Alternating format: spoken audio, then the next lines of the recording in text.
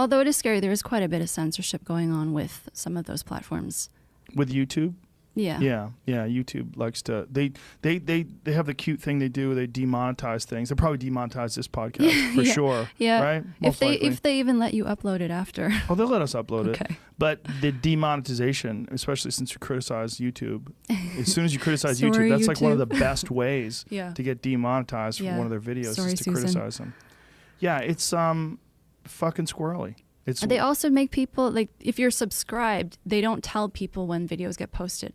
Something like that, right? They do some weird shit. I don't pay attention. Just I upload it and keep moving.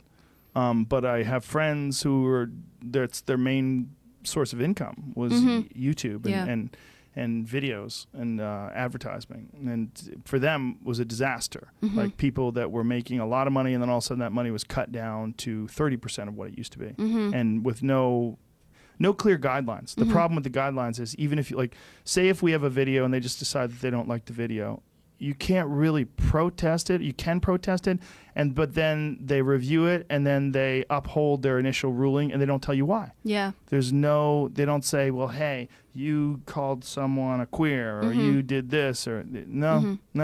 They just say, yeah, this is how it is. And it's scary. Subjective. Yeah. Well, it's the problem with being a monopoly. And they're not a monopoly in the fact that there's not other video platforms, but they're certainly the largest by far. Yeah. In terms of like user uploaded video platforms, it's not even a close second, which is kind of weird. It's amazing that they've done it. You know, I mean, there's nothing remotely like it. I know a bunch of people thought about building one, and I've been contacted by people that are starting up a new one. They want me to join that. I'm like, good luck. Good luck. I mean, YouTube's so far ahead. Yeah. It's like, how do you catch up to them? Yeah. And I don't think they're evil by any stretch of the imagination. And I had a conversation with someone about it pretty recently where she was describing that they're using crude tools. And this is part of the problem with what is being deemed as censorship is really they're trying to root out hate speech, and they're doing so with crude tools that will eventually, through AI, get better. And is that it though, or is it that they're trying to shut down any sort of dissenting points of view? I don't know. I think they definitely lean hard left. They definitely do. So does Google. They lean hard left. That was proven by the DeMoore paper and the how it was received, the DeMoore memo. Actually, you know what? Because I was doing YouTube for a bit and then I stopped just because I unfortunately didn't have time because my writing is like my #1 thing. But I had one video that the minute it went up, I was talking about science on gender dysphoria. It got demonetized literally 20 minutes. And I thought, I know what my intentions are, and it's really unsettling when that happens. It should be, because you're not doing anything hateful. No. And what they're doing is they're trying to make subjects much less attractive to discuss. And who's doing it? I mean, is it doing it through crude tools, or is someone looking at it and flagging it and deciding that this is not something that they want to be involved with advertising? And in their defense, a lot of this got started off by people that were really doing fucked up things on YouTube, and they had to respond, and they had to figure out a way to eliminate that stuff from their platform. And I think once you start censoring, the tendency is to continue and to expand. The tendency is not to back off of that censorship. You're like, you know what? We're just going to allow Holocaust deniers and racists and make your videos. Hey, this is YouTube. This is the Wild West, baby. Yeah. They're not going to do that because they have advertisers, and there's a significant amount of revenue that they get from that. But they don't actually end the conversation, though, because people just get upset and they take they may not be on YouTube, but people are still talking about these things. Yeah, but they're not on YouTube. As long as they're not on YouTube, they don't give a shit. Like, yeah, you're not on YouTube. Good luck with that conversation on Vimeo, or wherever you're going to go. It's it's odd, but it's also I love it.